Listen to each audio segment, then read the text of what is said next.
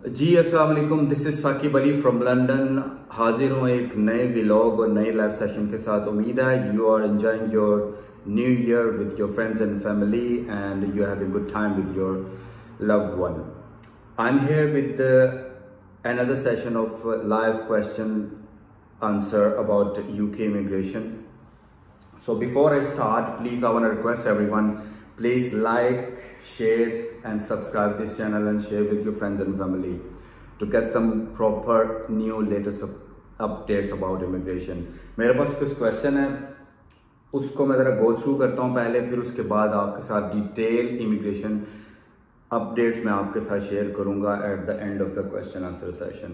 बहुत ज़्यादा important updates हैं जो कि कल ही आई हैं अभी उन लोगों के लिए जो लोग यहाँ यूनाइटेड किंगडम में काफ़ी देर से रह रहे हैं, इलीगल भी रह रहे हैं, लीगल भी रह रहे हैं। Then there are some updates. Video के साथ जुड़े रहें, मैं आपको इसके बारे में अपडेट दूंगा।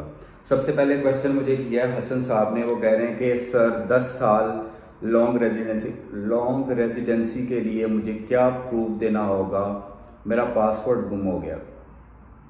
इसका आंसर ये है कि जिन लोगों को नहीं पता कि जब वो लॉन्ग रेजिडेंसी के लिए वीज़ा अप्लाई करते हैं तो उनको ये प्रूव करना होता है कि ये इस मुल्क में 10 साल से आप रह रहे हैं। तो उसके लिए अगर आपके पास पासपोर्ट नहीं है, अगर आपका पासपोर्ट गुम हो गया या आपका पासपोर्ट एक्सपायर हो गया, तो वो आप अपनी पाकिस्तानी एम्बेसी या इंडियन एम्बेसी या किसी भी एम्बेसी से उनसे रब्ता कर सकते हैं कि हमारा पासपोर्ट एक्सपायर हो गया या गुम हो गया, हमें न्यू पासपोर्ट दें। वो आपको एक टोकन देते हैं, then you can submit as a proof of your residency 10 year long residency, जो कि आपका ब्रेक नहीं हुआ होगा यूनाइटेड किंगडम में, वो प्रूव कर सकते हैं। या दूसरा, या आपकी जो एक्टिविटी है होम ऑफिस के साथ, जो आपकी एक्टिविटी चल रही है, अगर आपने केस किए हो या कुछ भी आपने किया हुआ है यूनाइटेड किंगडम के अंदर, तो वो आप प्रूव कर सकते हैं कि मैं यूके में इतनी देर से मैं रह रहा हूँ। एक और कि आपके पास बिल्स होंगे, आपके पास यूटिलिटी बिल्स हैं, गैस की बिल है, इलेक्ट्रिसिटी बिल है, फ़ोन या कॉन्ट्रैक्ट जो भी लिया हुआ है वो भी आपके पास मौजूद होगा। वो आप अगर तो बिल्कुल विदाउट एनी गैप आपके पास 10 साल का इस मुल्क के अंदर रहने का आप प्रूव कर लेते हैं कि you are living in United Kingdom for 10 years, तो वो आप as a proof of residency 10 year long residency आप प्रूव कर सकते हैं। ज़्यादा बेस्ट यही होता है कि आप ये प्रूव कर सकें आपके पास पासपोर्ट है जब इस मुल्क में आप आए हैं उस दिन की डेट, और आपके पास लेटेस्ट पासपोर्ट जो कि एक्सपायर नहीं हुआ वो आपके पास है, तो दैट्स इनफ। अगर वो आपके पास नहीं है तो फिर आपको रिलाई करना पड़ता है अपने बिल्स के ऊपर, अपने यूटिलिटी बिल्स के ऊपर, गैस के बिल के ऊपर, फ़ोन कॉन्ट्रैक्ट, इन चीज़ों के ऊपर आपको रिलाई करना पड़ता है। Then you have to submit this to Home Office. I hope this is the answer of the question. Jameel साहब पूछते हैं कि मैंने अपने बच्चों की एप्लीकेशन के लिए एप्लीकेशन की है जिसमें IHS 0 लिखा हुआ आ रहा है। मैंने सुपर प्रायोरिटी में एप्लीकेशन डाली थी लेकिन अभी तक कोई रब्ता नहीं किया गया। तीन वीक हो गए हैं और कोई रब्ता नहीं मेरे साथ किया गया होम ऑफिस की तरफ से। जमील साहब, ये आपको शायद नहीं पता, देखने वालों को सुनने वालों को शायद नहीं पता होगा कि पिछले 2 से 3 साल में ये होम ऑफिस की वेबसाइट के ऊपर एक क्लच आ रहा है, यानी कि एक एरर है कि जब आप अपने बच्चों की एप्लीकेशन सबमिट करते हैं, चाहे वो किसी भी रूट के ऊपर होती है, तो समटाइम वो 0 आता है।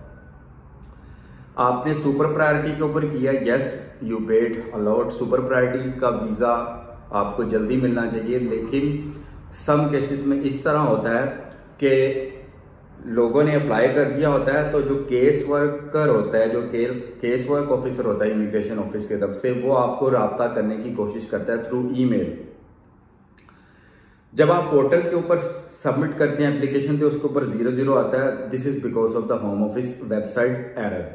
तो आप इस तरह करें कि आप अपनी ईमेल्स को बकायदा, जंक मेल को या स्पैम्स को बकायदा तौर पे आप चेक करते रहें, और वो जो IHS है वो आपको उसको आप बिल्कुल हरगिज़ फ्री ना समझें, वो आपसे पैसे लेंगे। यहाँ पे कोई भी फ्री में आपको एप्लीकेशन आपकी अप्रूव नहीं होगी। Just keep an I on your email, spam and junks के ऊपर आप नज़र रखें, आपको उसका रिप्लाई या आपसे रब्ता करने की कोशिश केस वर्कर ऑफिस करेगा। नाउ डेज जब आप कह रहे हैं कि 3 वीक हो गए हैं, क्रिसमस की छुट्टियां, उसकी वजह से अप्स एंड डाउन्स हुए होंगे, लेट हुआ होगा, तो आप कोशिश करें कि अपनी ईमेल्स पे नज़र रखें। आपसे कोई ना कोई केस वर्क ऑफिसर, आपका केस वर्क ऑफिसर आपसे रब्ता ज़रूर करेगा। सबीर साहब पूछते हैं कि मेरे भाई ने हेल्थ केयर वर्कर वीज़ा पे है, मेरा भाई हेल्थ केयर वर्कर वीज़ा पे है, 3 साल का वीज़ा है, he will apply for extension, will he show 26,000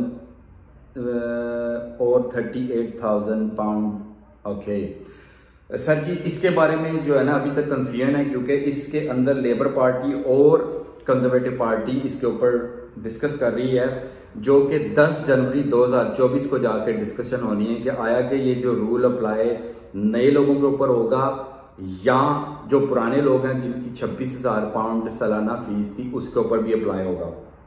जो नेवर नो, 10 जनवरी को जब ये डिस्कशन करेंगे, और कहने में और सुनने में यही आ रहा है कि 31 जुलाई को ये जो कोड्स हैं ये डिस्कस जो किए जा रहे हैं वो अप्लाई हो जाएंगे, but we have no clear vision, कुछ भी क्लियर नहीं है कि क्या होने जा रहा है।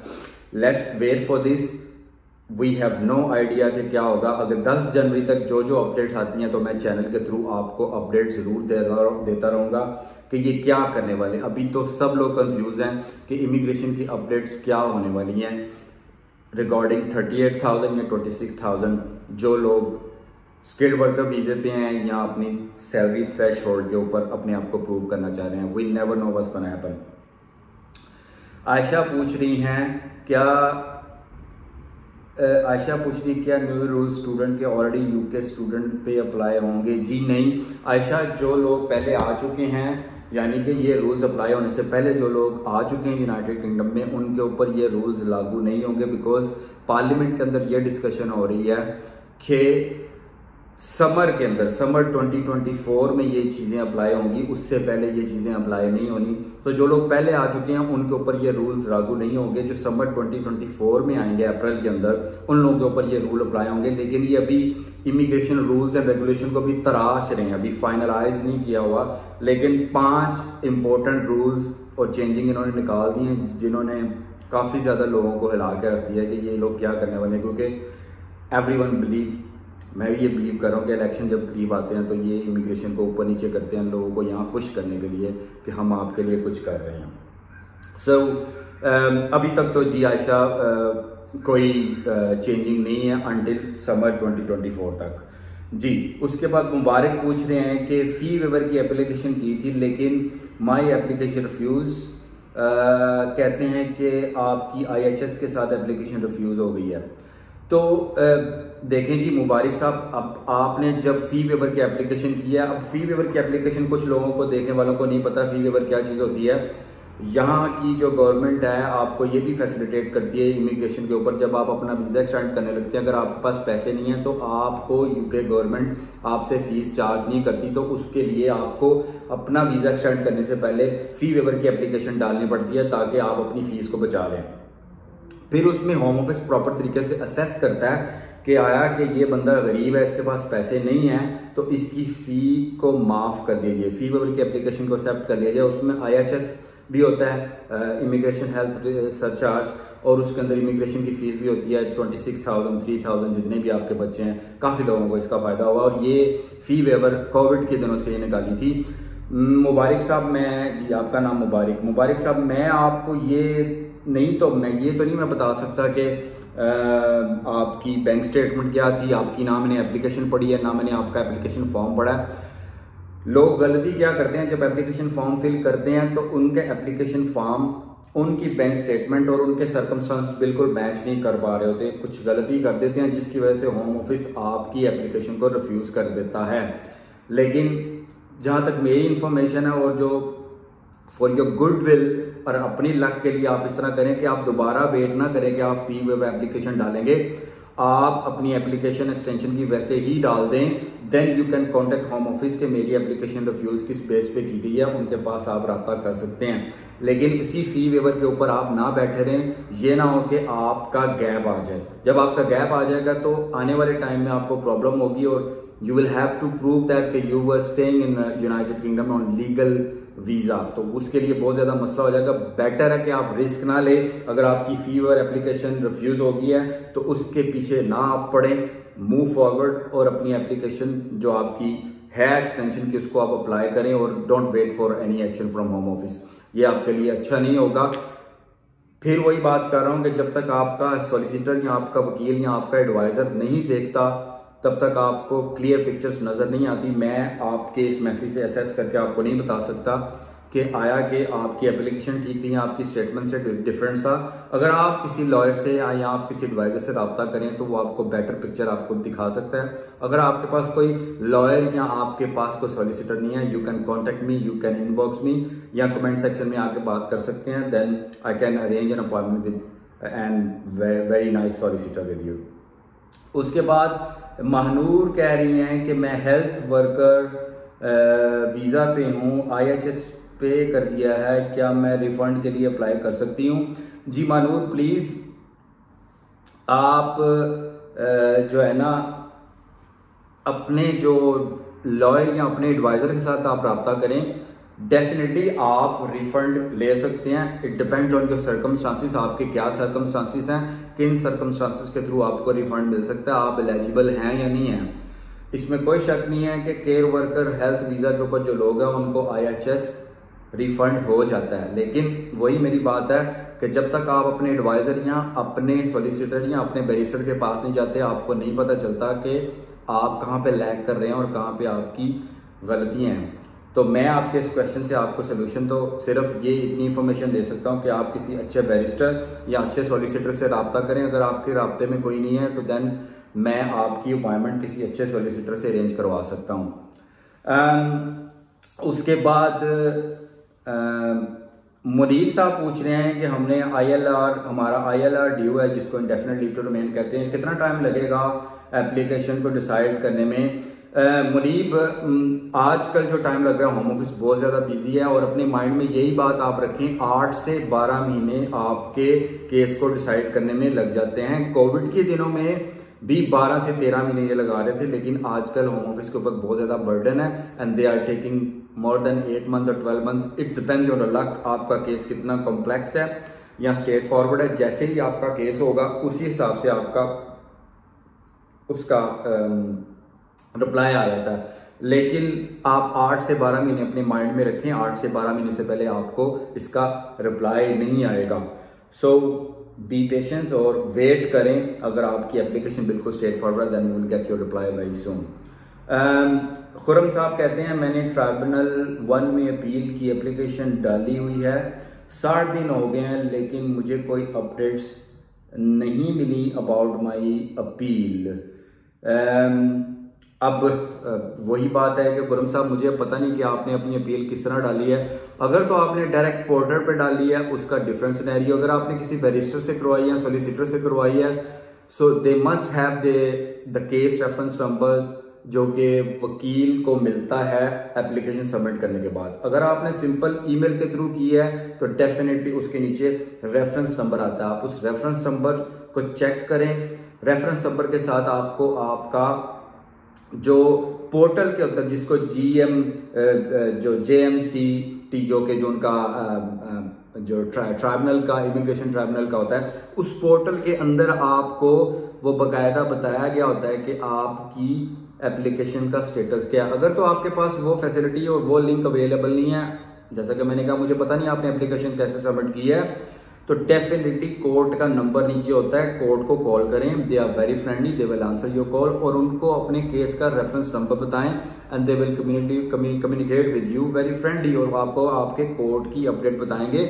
और जब ही जैसे ही जो ही आपकी क्या उसको कहते हैं अपील की हेयरिंग आएगी, दे विल कॉन्टेक्ट यू और वो आपको बता देंगे कि आपकी अपील की हेयरिंग इस तरह। They are very organise, no doubt के बिजी हैं लेकिन they have the record for every application. Hope this is the answer of the question.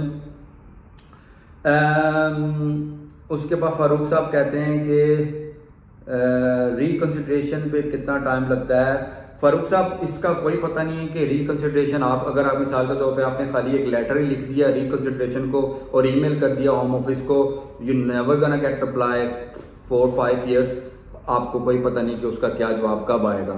सो अगर तो रिकंसिडरेशन आपका वीज़ा रिफ्यूज़ हो या किसी भी एप्लीकेशन में आपको वीज़ा रिजेक्ट कर दिया गया तो या तो वो आपको राइट ऑफ अपील देते हैं जो कि right of appeal tier 1 tribunal में जाता है तो वो उसके अंदर होता है, वो अपील के थ्रू चलता है। यहाँ फिर कुछ केसेस में आपको प्री एक्शन प्रोटोकॉल करना पड़ता है, या कुछ एप्लीकेशन में आपको वो right of review, administration review देते हैं।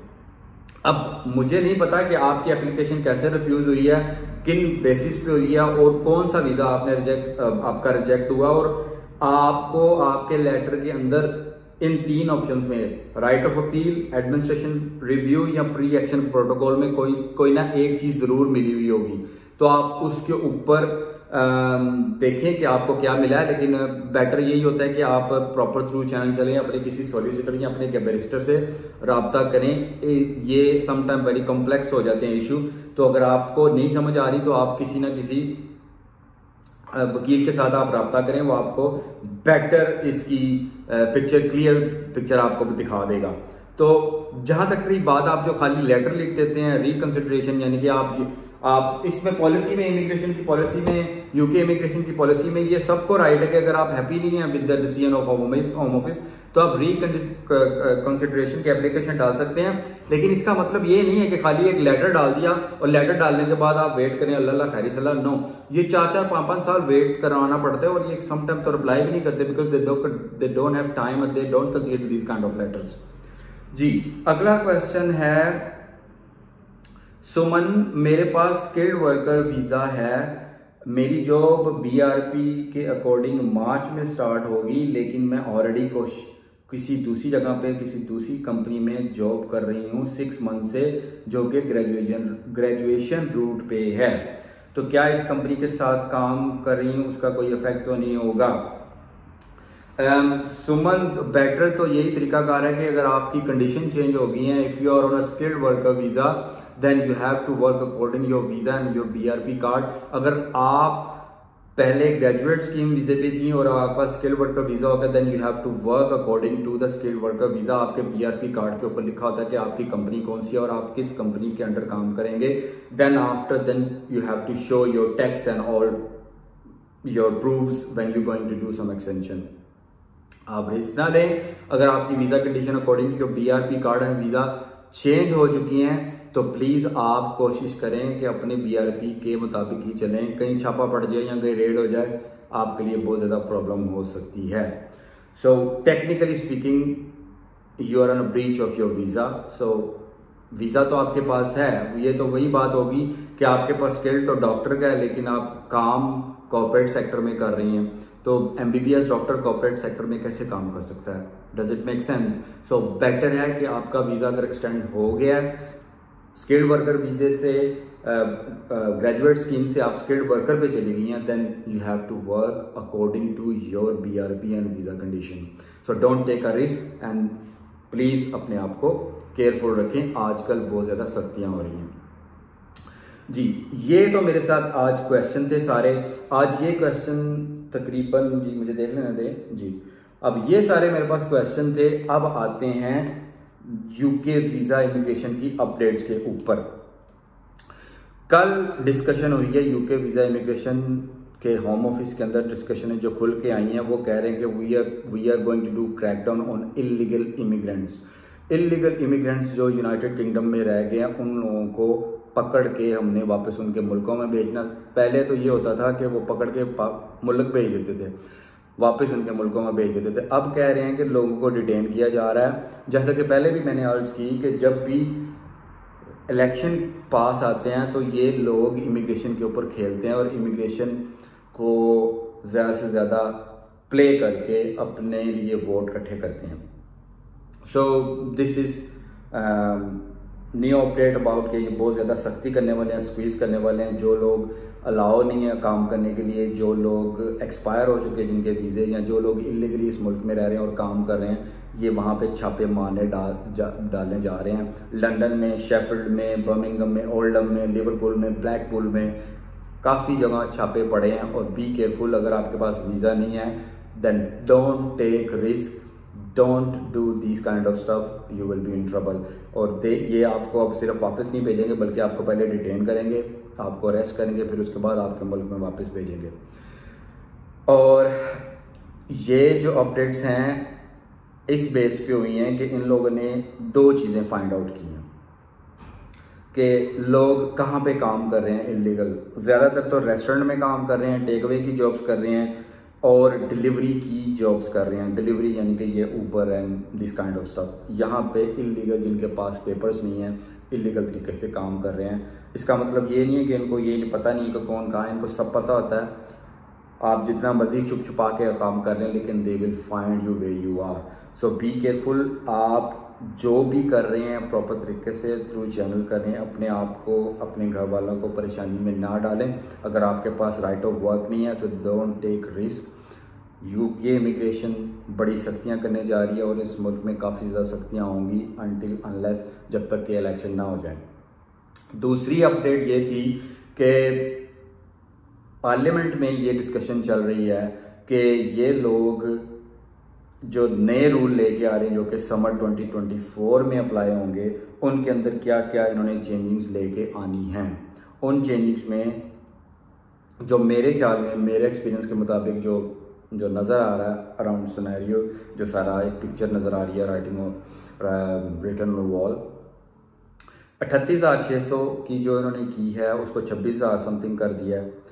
ये उसको और कम करेंगे या उसको और ज़्यादा कर देंगे, ठीक है, क्योंकि they want to reduce immigration. अब एक और डिस्कशन चल रही है जो वेरी इंपॉर्टेंट है। वो ये कह रहे हैं कि जो लोग किश्तियों में आ जाते हैं इन लोगों को क्या करना है। फर्स्ट तो स्टूडेंट जाते हैं, फर्स्ट तो स्किल्ड वर्कर वाले जाते हैं, फर्स्ट तो PSW वाले जाते हैं, फर्स्ट तो ब्रिटिश जाते हैं जो टैक्स भी पे करते हैं, जो प्रॉपर थ्रू चैनल काम करते हैं और उनको टैक्स भी देना पड़ता है, IHS की फीसें भी देनी पड़ती है, एक्सटेंशन की फीसें भी देनी पड़ती हैं, स्पाउस वीज़े वाले फंस जाते हैं। और ये किश्तियों वालों को क्या करना जो 2 नंबर तरीके से आ जाते हैं और यहाँ पे आके सालम कर देते हैं, उनके लिए भी ये बहुत ज़्यादा सख्तियाँ कर रहे हैं। और उसके ऊपर ये एक प्रॉपर प्लान चल रहा है कि इनको UK से निकाल के एक दूसरे मुल्क में रिवांडा में इनको हमने भेज देना है। अभी तो फाइनलाइज नहीं हुआ क्योंकि लास्ट ईयर सुप्रीम कोर्ट में इस चीज़ को, इस बिल को चैलेंज कर दिया गया था। UK पार्लियामेंट में इसकी डिस्कशन चल रही थी कि आया कि असाइलम सीकर जो हैं उनको रिवांडा भेजना है या इस मुल्क में रखना है। इसके ऊपर अभी 50-50 है, अभी पता नहीं चलेगा क्या होगा। लेकिन आने वाले वक्त में यू नेवर नो कि जो नए असाइलम सीकर हैं उनको रिवांडा भेजा जाएगा, जो सारे असाइलम सीकर हैं उनको रिवांडा भेजा जाएगा यहाँ से निकाल के। जो एस्टिमेट कैलकुलेशन है तकरीबन 1 लाख से भी ज़्यादा लोग हैं, 98,000 से ज़्यादा वीज़े पेंडिंग हैं, केसेस पेंडिंग है, नॉट वीज़े, असाइलम केसेस पेंडिंग है उनका अभी तक इनके पास ना तो इनिशियल इंटरव्यू हुआ है ना सेकेंड इंटरव्यू हुआ। क्लियर पिक्चर नहीं आई लेकिन काफ़ी केसेस हैं जो कि अभी पेंडिंग पड़े हैं होम ऑफिस में। वो ये जो अभी रिसेंट एक्सपीरियंस में ये आया कि जिनके सेकंड इंटरव्यू, जिसको बिग इंटरव्यू कहते हैं, जिनका सेकंड इंटरव्यू हो जाता है उनका डिसीजन अगर तो उनको अप्रूव हो जाता है वीज़ा, वो तो मिल जाता है। लेकिन जो रिजेक्ट होते हैं, रिजेक्शन के लेटर 2-2 वीक में आ रहे हैं। और यहाँ पे वकील और बैरिस्टर सारे परेशान हैं कि होम ऑफिस इतनी स्पीड क्यों पकड़ रहा है असाइलम केसेस के अंदर। असाइलम के केसेस में इतनी जल्दी नहीं हुआ करती थी क्योंकि they want to reduce the net migration in United kingdom.